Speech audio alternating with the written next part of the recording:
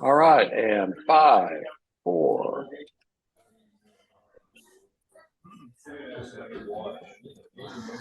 Hello, everybody, and welcome to the Cover 4 podcast. And I'm Jim Trickett, and this is third week of the Cover 4 podcast. And this week's a little bit different. We're at Fites. It's a brand new place here in Tahlequah, the old Out West Cafe out here by the police station here in Tahlequah and the airport.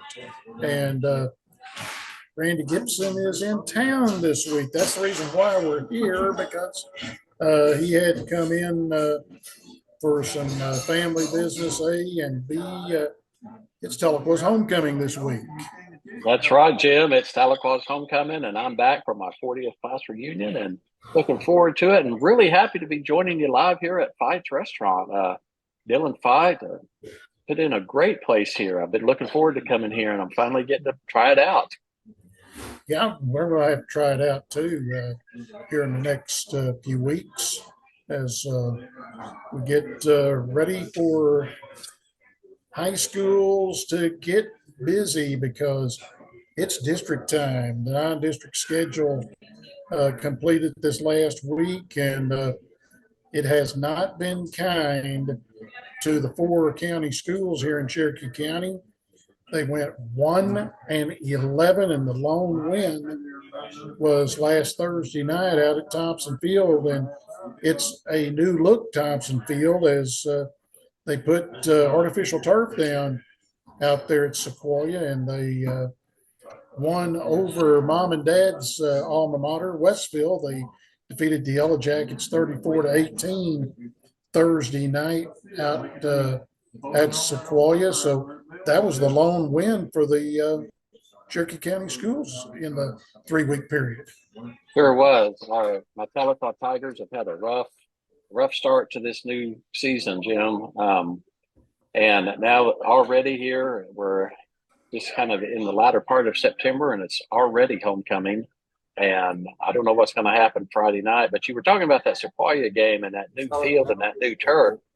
Looked really great out there. And I don't know if the excitement of playing on that new turf put some energy and motivation in the boys, but they played a good game Friday. They played well.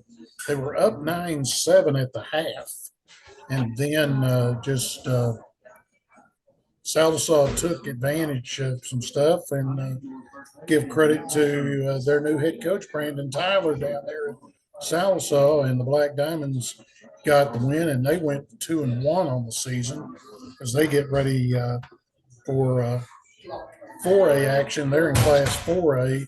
Tahlequah at home again Friday night. They take on Putnam City West, and PC West, they're 3-0 this year, but you got to look and say, okay, how's the competition been in the Oklahoma City area? So the two teams that were the weak sisters, them and U.S. Grant, they're combined 5-1 coming into district play, and the Tigers trying to find that first victory as they take on PC West Friday night up at Gable Field and Doc Lively Stadium. Well, I know the class of 1983, we're getting older. It's our 40th up there, but we're going to be up there in mass on Friday night. And I'm hoping we can kind of help cheer our old alma mater on. I'm hoping they come out with a win Friday night. Yeah, it would really be good for Brad Gilbert's ball club if they could get a win. That would help because you got to look at it. This district's not easy. I mean, you've got Sand Springs, you got Stillwater, you got Booker T, and you've got Muskogee. The good thing of it is that you've got Booker T and Muskogee coming here this year. That's the good part. Also, Bartleville is in that district as well. The other games around the area, Sequoia opens up their district. They got to go to the Pecan Bowl in Okemah.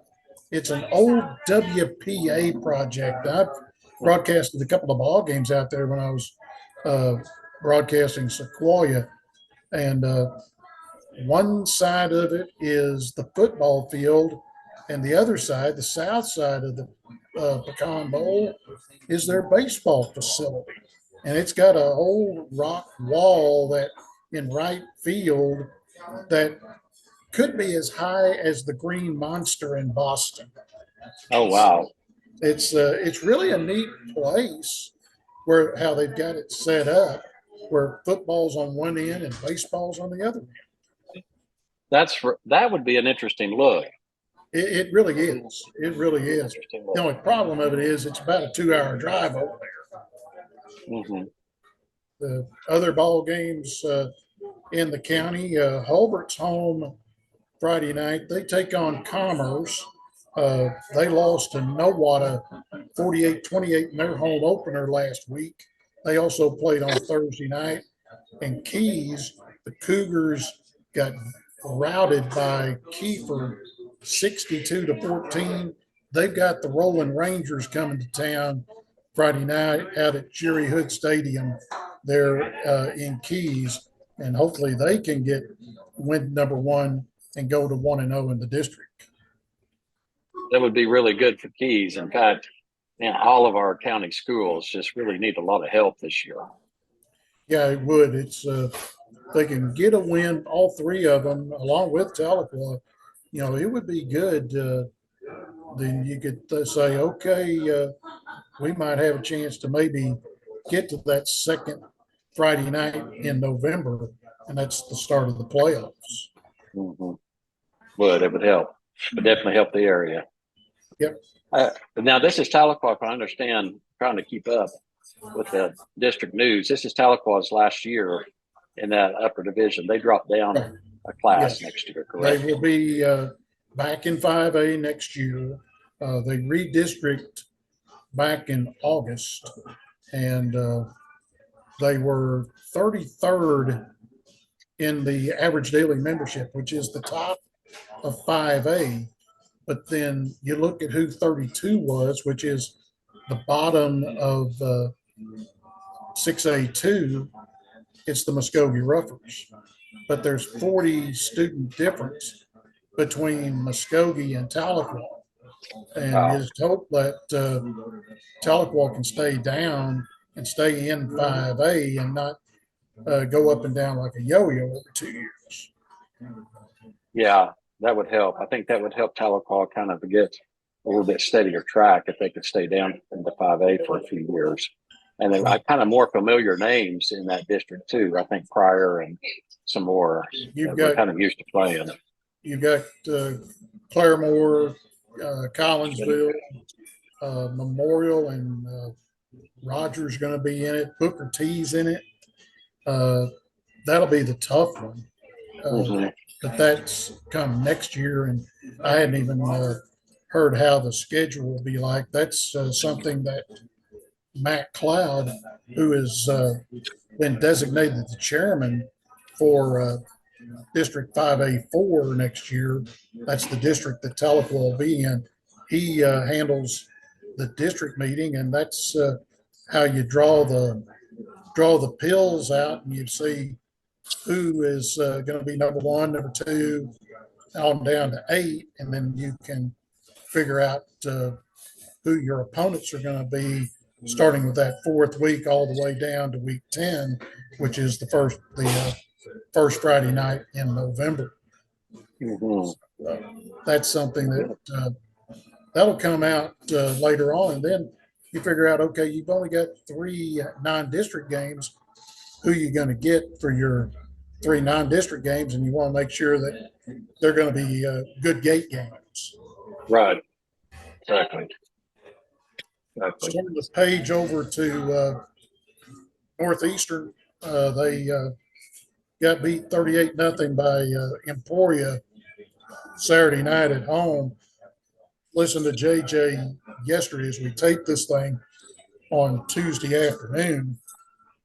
Listened to him yesterday down at the quarterback club meeting at Emery's Grill here in town. A case of the injury bug hitting during practice on Thursday. He had 2 offensive linemen that were ruled out of the ball game. One of them with a concussion, the other one had another injury. So he had to put a true freshman on the offensive line against one of the better defensive players in the MIAA from Emporia. So that hurt. They only got 52 plays. That's been the tough part for NSU. They have not had 60, hadn't had 60 snaps in any of their three ball games. And then the other Wow. problem is they have not forced a turnover in 3 games. No fumbles, no interceptions.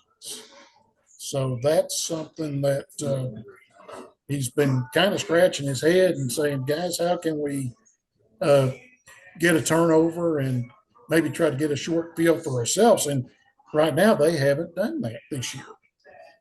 He's kind of had a rough time, I've noticed, and they're not really going to have him too easy of a time next week when they travel to Joplin and take on Missouri Southern. I don't think either. What do you think about that game? Missouri Southern, they won at Nebraska Kearney 19-13, and they're 2-1 on the season. They were, close to being 3-0. They pushed perennial power Northwest Missouri to the limit in game one there in Joplin. But Northwest came away with the win. And here's the amazing thing: the Bearcats are 1-2. They lost again this week, and the people up in Maryville's got to be scratching their head and saying, "What's going on up here?" Because right now, unless they run the table, they're not even going to see a playoff berth, and they've been perennially in the playoffs every year here in what is Super Region number 4 here in the NCAA Division II. Wow. So that's something that is a news bulletin that Northwest is 1-2 going into week 4. Yeah. Yeah, it's kind of surprised. I kind of had to chuckle, Jim. I don't know if you saw this. There was a little bit of a talk on the Division I level between Lincoln Riley and some of the fans from Oklahoma when he left. But I kind of had to chuckle because JJ, he kind of was making some comments on that thread, and I kind of thought when I was reading it, kind of needs to be messing with his own team and not worried about Oklahoma and USC and Lincoln Riley and Kurt Venables at the moment. Mm-hmm. I think Lincoln right now, reason why he may have left OU was he really clued into OU possibly moving to the SEC. I don't know. Yeah, that's the talk around Norman and has been since pretty much the week after he left, after that OSU loss a couple of years ago. And, he took off pretty much the next day. And that's kind of what everybody down in Norman around the football facility was saying as well. The real truth, there was a couple of truths of the matter, one of which he did not want to take on that SEC schedule, which we know is going to be brutal. And the ironic thing, though, is he gets out there in the Pac-12, and darn if USC isn't moving over to the Big Ten, where he's going to have not quite as rough a schedule, but almost. It's getting closer. It's a lot harder than it would have been staying in the Big 12. That's for sure.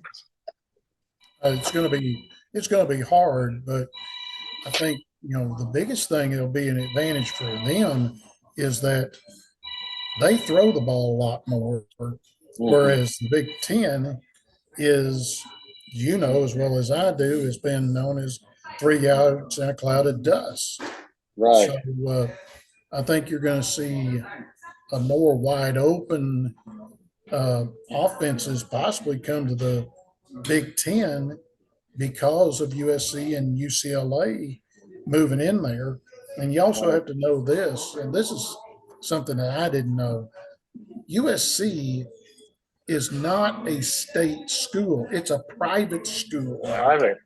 Sure is. And you're right. You don't know how much Lincoln Riley got. it's similar to the University of Tulsa being a private school, and you don't know how much TU gets, when they play these gate games like they did a couple of weeks ago now, when they went out to Washington. Unless you Mhm. get a Freedom of Information Act from out in Washington, you have no idea what TU got for traveling out there and playing the Huskies. And they didn't really get their brains beat in, but they did get hurt by your Sooners on Yeah, Saturday they did. afternoon up They there at did. Skelly Stadium. Yeah, they did. Oklahoma, of course, it was kind of when it was expected, I think. There was a lot of questions in Oklahoma in the running back room. Um, Freshman Tyree Walker, he'd been kind of carrying the load between him and Marcus Major, senior, but the Sooner fans were waiting to hear from a couple of young guys that kind of started coming on their own late in the season, especially in the Cheez-It Bowl against Florida State last year. And that's Gavin Sawchuk and Javante Barnes. And those two kind of got worked in the rotation. And Major had one good run. Sadly, it was called back because of the holding penalty. And Tyree Walker, he played a little bit, but Jeff Levy put Sawchuk and Barnes into the rotation. So Oklahoma's got four interesting running backs. I wouldn't compare any of them to a DeMarco Murray or an Adrian Peterson by any chance, but they're four, except for Major, they're all pretty young guys, and it's going to be interesting to watch them develop over the course of the season. Mm-hmm. And OU, they will head to Cincinnati, one of the new Big 12 schools. That's on Saturday. They'll be on at 11 o'clock, and that game is on Fox. So Fox, they'll big be noon Saturday game. on the big Fox. Mm-hmm. Yep, it will be. And it's going to be an interesting game because it's going to be really interesting because this is Cincinnati's very first. Sorry, trying to bring me a burger and some fried okra, it looks like here, Jim, but not what I'm waiting on. Looks good, though, here at Fites. We'll say that. Yep. Anyway, Cincinnati, it's going to be their home opener, their Big 12 opener. It's going to be their Big 12, first game of the Big 12, and they're going to be really excited about it. What I'm hearing from the camps down in Norman, it's going to be one of the toughest defensive line tests that our offensive line is going to have to take. Apparently, Cincinnati, of course, everybody was kind of wondering where they were going to be. They really moved up in the echelon the last couple of years, and they thought they were going to really struggle. But outside of Texas, everybody in Norman's saying this is probably one of the best defensive lines in the Big 12 and probably the second hardest one besides Texas that Oklahoma's going to face. Yeah. This road game, and then we've talked about the BYU game November out at Provo. That will be, it could be a blizzard out there. You and I've talked about it. It could be. It's going to be interesting. It could be, a nice 55-degree clear day. It could be blowing snow and very cold. And especially if it's a night game, for my Sooners, I'm hoping it's not a night game in Provo because those are pretty tough. I got to be honest with you. Talk about OU's opponent, TU, last week. That was the biggest crowd at what is now H.A. Chapman Stadium at Skelly Field since the renovation back in 08, 09.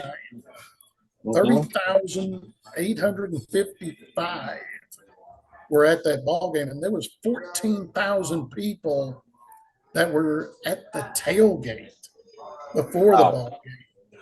So 11th and Florence was very, very busy. And Rick Dixon's got to be happy. He's the athletic director there at the University of Tulsa. Even though they got beat 66-17, I mean, the crowd, true, it probably was a lot of crimson there, but there had to be some blue and gold there as well. There was some blue and gold. Now, ironically, it was a road game for Oklahoma. listened to Brent Venables after the game and also his press conference earlier today, and he talked a little bit about it was good to be in the road whites. It was good to kind of get that road feel, especially for those young guys, because there were several Oklahoma players that had never been on the road with Oklahoma before. But the ironic thing was the people I talked to that were at the game said it was somewhere between 60 and 70% crimson in that stadium. And, about 30, 35% or so blue and gold. So even though it was a road game for Oklahoma, it was kind of like a home game in a strange sort of way. And I believe I heard some mention that, and I have to look at the schedule to make sure, but I think with Oklahoma's home schedule this year, along with the game in Tulsa and in Stillwater against OSU, Oklahoma's going to play in the state of Oklahoma 7 times this year. That's pretty good, to get to do stuff like that, including the ball game at Stillwater coming up here next month. And speaking about OSU, boy, Ooh.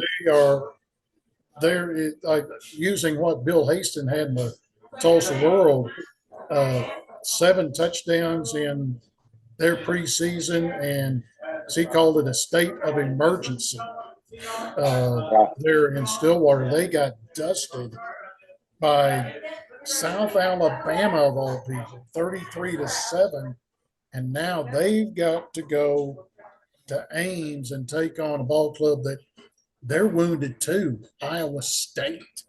That game's on FS1, and that's at 3:00 up in Ames. And right now, the best ball club in the state of Iowa is not wearing cardinal and gold. It's the team wearing black and gold, and that's the Hawkeyes. The Hawkeyes. So, this will be an interesting affair, mainly because Mike hasn't decided on a quarterback, and he does not want to use the true freshman, who's the 4th quarterback.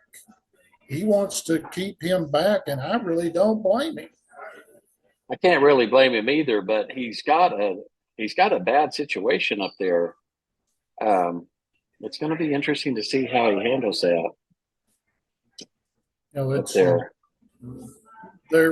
the quarterback situation. I think you've got to scratch your head and say, okay, who do you put out there to start this week? It's kind of an advantage per se that the opponents don't know who in the heck you're going to throw out there. Well, and it's interesting you say that because that's what I'm hearing from the camp up there is they're going to keep using this 3 quarterback system for now. And I don't know, Jim, do you think it's even – have you ever heard of a team trying to run – I mean, I've heard teams trying to run the 2 quarterback system, and that really doesn't usually work out very well. But I don't ever remember a team trying to run a 3 quarterback system throughout the season. I hadn't either. I've never heard of a team doing 3 quarterbacks. And I think they've got to figure something out, I think, really before OU. They're going to get somebody established. But I don't think any of the 3 really have stood out to say, hey, I want to be the number 1 quarterback. I think that's part of the problem that Mike Gundy's having is, there's not one that's jumping out as, dominating and becoming the team leader and saying, yes, I am definitely the guy for this job. They're all just kind of stepping on one another at the moment. Yeah. Well, let's talk about the ball game that I was at over in Fayetteville. Arkansas falling to BYU, and it was a ball game where Arkansas, the effort was there, but they took a dose of stupid. They had 14 penalties for 135 yards. Fans were complaining about the officiating. it was a Big 12 crew that called the ball game. But it wasn't the number one crew in my estimation. There is one crew that I think is probably their better crew, but they weren't there. But they called several holding calls. There was a couple of illegal touching calls, Mm-hmm. touching or batted balls against Arkansas. They had one on BYU. There was an illegal touching because the receiver that caught it was covered up, Hmm. and they had the outside receiver was up on the line and covered the receiver that caught it, and so he was an ineligible receiver, and Interesting. and so that was a 5-yard penalty and a loss of down, and they had to punt. You know, Arkansas, it was really interesting. I mean, I can remember kind of, I know you were busy with the crew at ESPN, but you did take just a second to text me during a break and say it's a track meet because I was traveling and didn't get to see the game at all. And I really didn't know what was happening during the game until I was getting messages from back home in Provo about the very last drive, the very last drive of the game. I was shocked whenever I saw the score, and but it sounded like to me, and I hadn't got to watch any of the film to speak of, but it sounded like to me Arkansas still had a chance until the very end. They did. They led 14-0. AJ Green busted one for 55, and then they got an 87-yard punt return. So it's 14-0, less than 5 minutes in, and then BYU they pull a fast one on them. They do a double pass. They lateral to a guy and catch a guy down the left sideline, just wide open, and it caught Arkansas off guard, and they scored, made it 14-7. Then it was 14-14. The next thing you look at the scoreboard, it's 21-14 BYU. Arkansas scores, ties it up, and then Cam Little hit a short field goal at the end of the first half. Arkansas led 24-21 at the break, got a touchdown after holding BYU, and that was the last time Arkansas scored. The last 17 points were scored by BYU. Little clanked one off the right upright that would have made it 38-34. Mm-hmm. And that was a 43-yard field goal attempt, and he bounces it off the right upright, and so they hold them, and they had a chance to they got it down there about inside the 25, but could not go any further, and the game was over. You know, you talk about getting it down that far, and from what I understood and kind of what I'm hearing from over at Fayetteville, there was some big offensive line issues. People were asking, how can the Arkansas offensive line be that bad when the head coach is considered a guru? That was something that they were talking about on the All Hogs fan page, What do you think about Arkansas's offensive line play? Do you think that they're just really in a down period right now, or was BYU's defense a little bit better than you expected? I think it was a little bit of both. I think the defense for BYU was better than expected. Arkansas is still trying to figure out the new offense. Dan Enos comes back as the offensive coordinator after Kendall Browse leaves, and he's now at TCU. I think it's a little bit of trying to learn what Dan's doing along with their new offensive line coach. They just made the effort is there. They just made too many mistakes. They were not playing smart, as Sam Mhm. Pittman said in the post game. Too many penalties. I think I counted up at least 4 holding penalties against Arkansas's offensive line. So you do that, and you get behind the sticks. That Yeah. hurts you. Now they go into the gauntlet, and they've got a 6 o'clock kick on ESPN Saturday night at Death Valley against LSU in the battle for the Golden Boot. And with the LSU, that's they've been coming on strong. So, it's going to be Death Valley is never an easy place to play. Even when LSU was having a down year, Death Valley is not an easy place to play. And so it's going to be really interesting to see what they do. I did want to get your opinion on the Arkansas couple of calls. It's a couple of those calls that if they work, you're a genius. If they don't work, you're not. You're a doofus. And they went for it on 4th and short, not once but twice out of the shotgun. What did you think about that? Was that a surprise to everybody in the booth? I was not surprised that they went for it. I was surprised that they did not put KJ under center. They were both in the gun, and they tried to get it was either Johnson or Dubinion outside. It was Dubinion, is who it was, and he got stopped and behind the line of scrimmage, didn't even make it to the line of scrimmage, and they just got beat off the ball. But I'd rather have seen them put KJ underneath center because heck, KJ's 6'3", 240.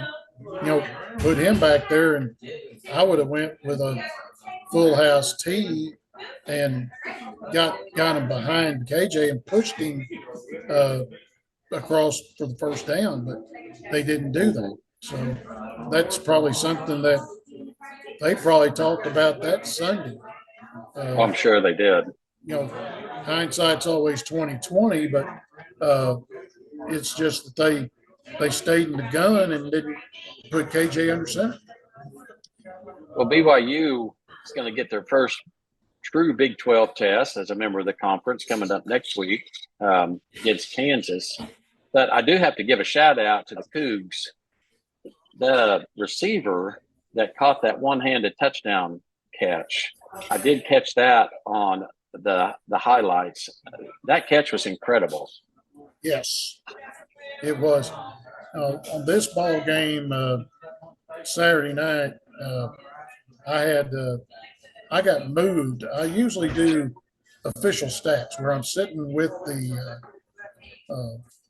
stat crew down in the writers area. Well, about an hour and a half before the ball game, the stage manager came down, and Brian Custer, who was doing the play-by-play, his stat guy didn't show up. He was not in Fayetteville.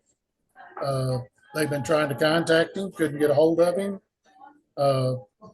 He's also the stat guy for Fox's A team on Sunday. We're talking Kevin Burkhart and Greg Olson and Aaron Andrews, and they had not heard from him all week. So they're thinking he may have had a medical emergency. I don't know, but I wound up getting yanked off of official stats and going up to the booth, and I was doing talent stats with Brian and Rod Gilmore. So that was something I wasn't ready for, and I found out about the guy who didn't show up from Brian Spotter, and we talked about it before the ball game when we were eating our pregame meal there in the press box. So, Yeah. so I wound up doing a little more than what I thought I was supposed to do. And the only problem was I have a whiteboard at home that I usually carry with me when I'm doing talent stats and stage managing, like for volleyball, basketball, and baseball, but and also softball. But I didn't have it in the bag, and luckily he had one, so I borrowed his. I had the dry erase markers, so we made it okay. But talked with the girl who hires me through ESPN in Charlotte yesterday, and told her what happened, and she was checking in on it. So hopefully he's okay, but I'm a little bit concerned, for what may have happened. So Yeah. I wanted to tell you, kind of going back just before we leave BYU. Of course, they're taking on, like I mentioned, Kansas, which is their first true Big 12 game. Interesting storyline to kind of watch on that. BYU wide receiver Darius Lassiter is from Kansas, comes from a Kansas football family, actually. His brother, Quentin Lassiter, is a defensive back at the University of Kansas. So those two brothers are going to be in different shades of blue,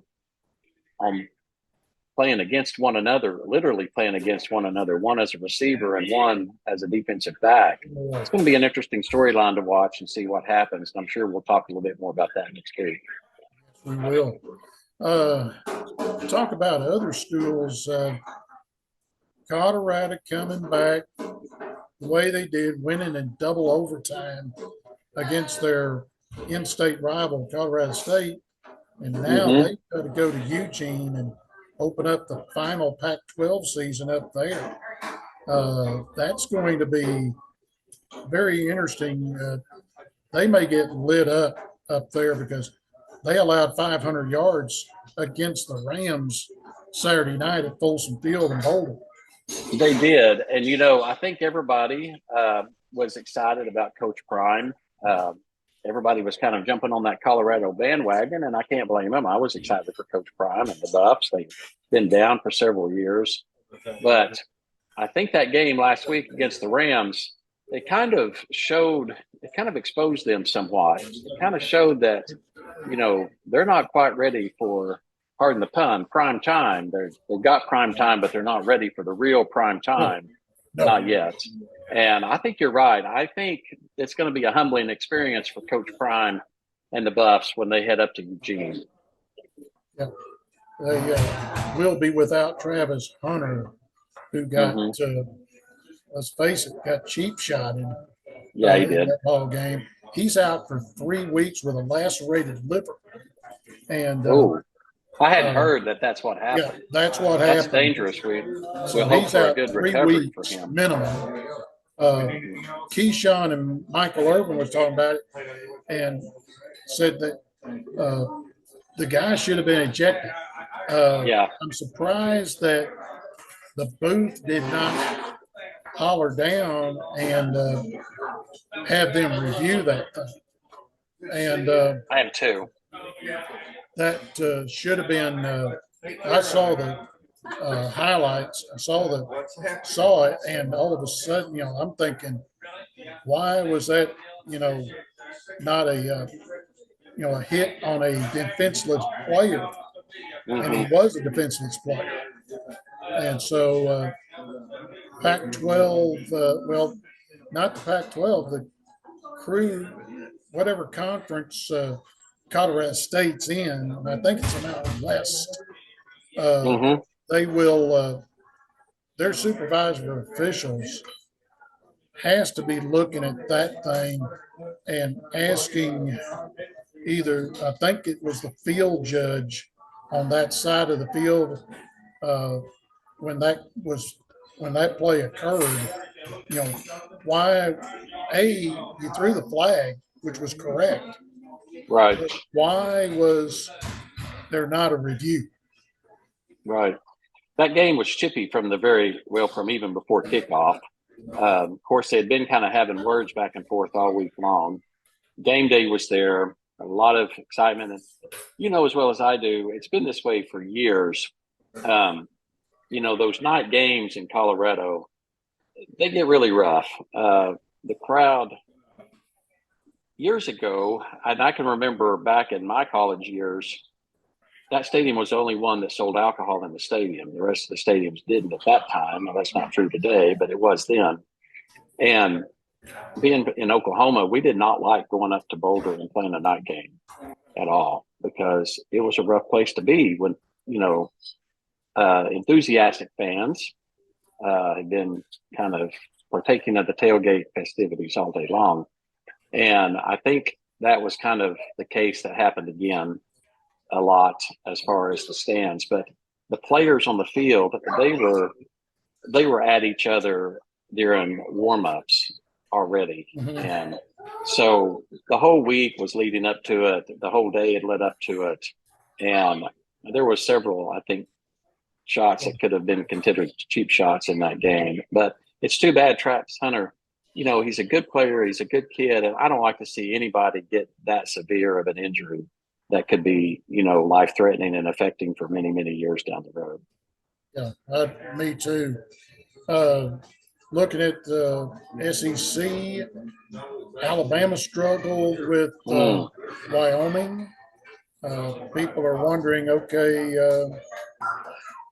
how bad is Alabama uh, there? Florida beat Tennessee in that big. It's not as big a rivalry game as that third week in October when they play Tennessee, but that one kind of got a little out of hand there at the end too. It did. I know there were 3 Florida players and 1 Tennessee player that's going to be suspended for the first half of next Saturday's games for the unsportsmanlike actions. That was just for the aftermath of the game that happened, you know. And again, that was a little bit of a shocker. I think everybody, myself included, expected Tennessee to win that one because Florida went to Utah in the first week of the season, first or second week of the season, and did not look good at all. And they looked like a complete different ball club down at the Swamp playing Tennessee in a conference game. I was shocked, honestly, after watching Florida play the Utes. They look like a complete different ball club to me. Yeah. And that will help Billy Napier kind of get the wolves off of his back. The head coach. Yeah, it will. They It will, because he they was were definitely really getting in the high. hot suit. Yeah, they were. And it was interesting to see, you know, Heupel's club get kind of shut down as much as they did to me. Yeah. And he's got some big ball games coming up. Mm-hmm. He's got Georgia, he's got Alabama, and he's got to go to Tuscaloosa to play them this year for that big ball game against Alabama, and that's a huge rivalry game for both ball clubs. It's not as big as Auburn and Alabama, but it's pretty darn close. Getting closer there. Speaking of Alabama, what do you think about Nick Saban? You think he's going to call it quits after this year? I'm hearing rumors. Uh, I don't think Nick wants to go out like that. True, he's 71 years old. Mm-hmm. But the biggest thing I think is I don't know if Nick has got anybody in mind to replace him just yet. Probably not. That's the $64 question. You know, who would he have in mind to take his spot? That's you know, Kirby's at Georgia, and he's very comfortable down there. I think Kiffin is set at Ole Miss. Mm-hmm. So, who, former assistants, who do you bring in, or A or B, uh, who do you get that's on staff? And I'm not real sure. I'm not sure. I don't know if there's really anybody on staff that can step into the Nick Saban shoes. I'm not sure anybody can step into Nick Saban shoes, period, honestly. But, he's a legend. He's, obviously over the past many years been the best coach in college football above all. And, who would you ever get to replace somebody like Nick Saban, honestly? But he's going to have to really think about it, and he's going to have a large say in who comes in after him. I don't think Nick wants to leave Alabama, you know, in a lurch, kind of like go all the way back to when Bear retired, and subsequently, about 2 months later, passed away due to a heart attack. And Gene Stallings came in, who was one of his former players. Like I say, I don't know if Nick's got anybody really in mind just yet, but then again, he may already have somebody, and keeping it quiet. Maybe. I can't see him after the loss to Texas and the struggles they had this week. I can't see Saban wanting to go out. They don't have a quarterback. They're a lot like Oklahoma State. They are, which kind of surprised me because the one quarterback that started the season, he looked good. Of course, they were playing a no-name team. It was another gay game, typical first game or two of the season. And I thought, the kid looked pretty good. I thought he was going to be really good, but boy, that Texas game really opened up, exposed them huge. And so, I don't know. He's got some problems down there in Tuscaloosa, and I think it's some problems he hadn't seen in a long time. It's been probably go back all the way to Nick's first season, and that was after they got rid of Mike Shula. Thinking about that, they get back on here.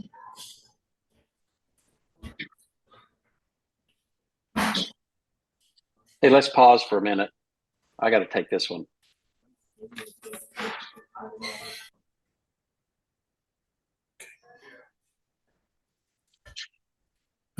We're back. Had a little technical glitch. We're talking about Nick Saban and the possibility of him hanging it up. I don't see it just yet, but funny things can happen as far as I don't know if he's got anybody in mind, Randy, to be real honest with you, unless he's got that stuck back somewhere.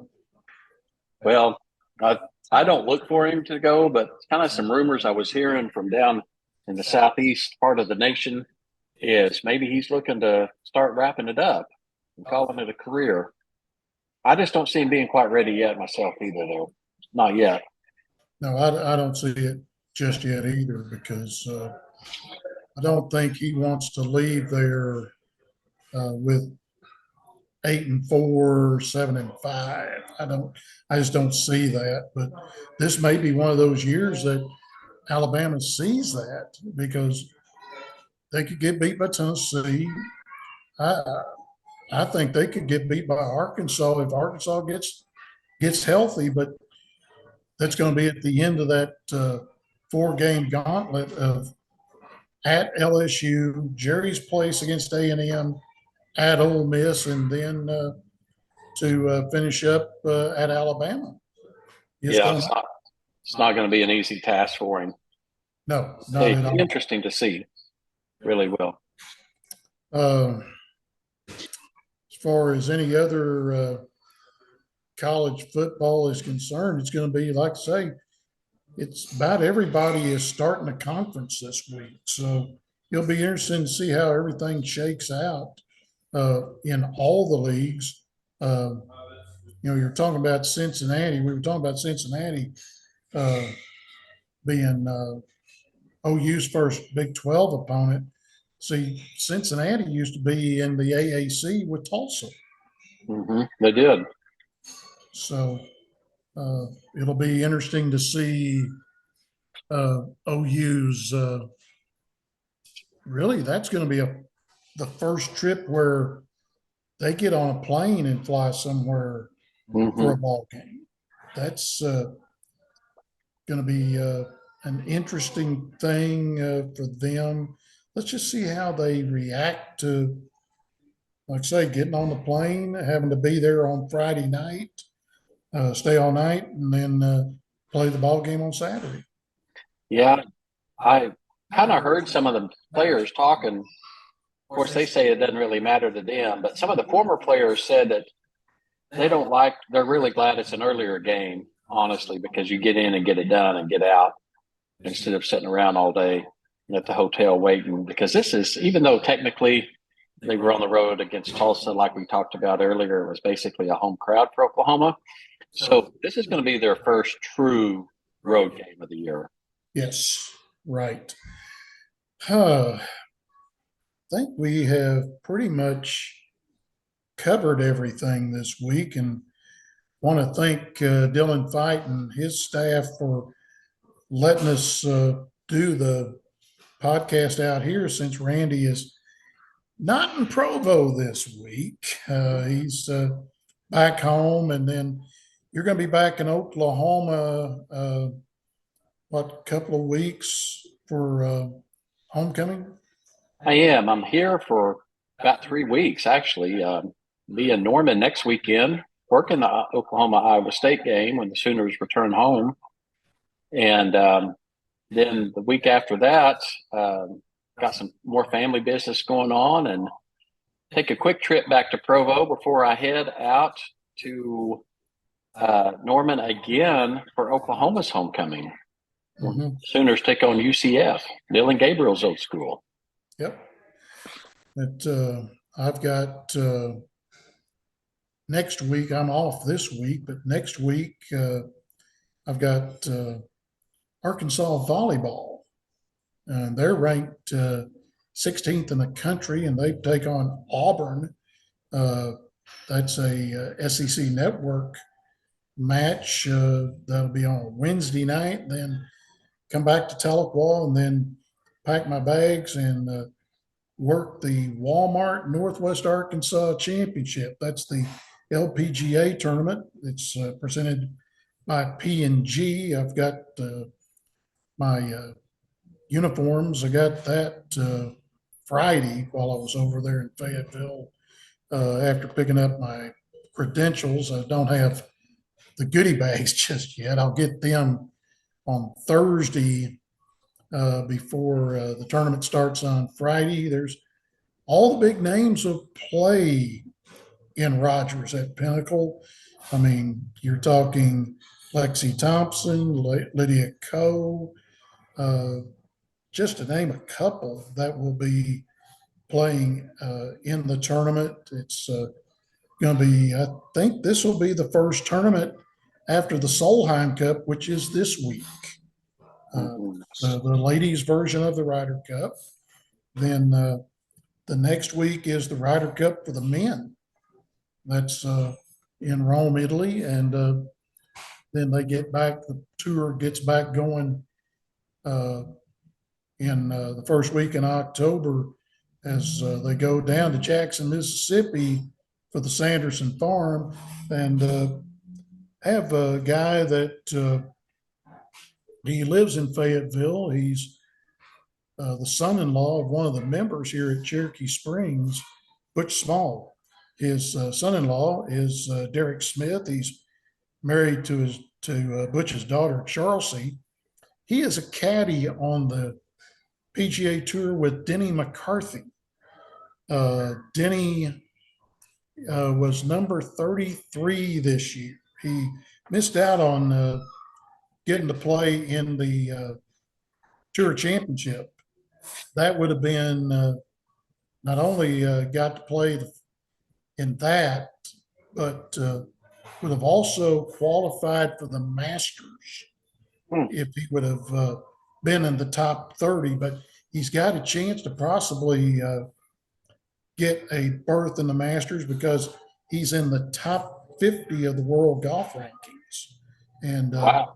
maybe we can try at some point, try to get Derek on and see if we can have him talk about being a caddy out there on the PGA Tour, what the week is like Interesting. for him, starting on Monday and then going through Sunday. Hopefully they make it to Sunday, make the cut on Friday.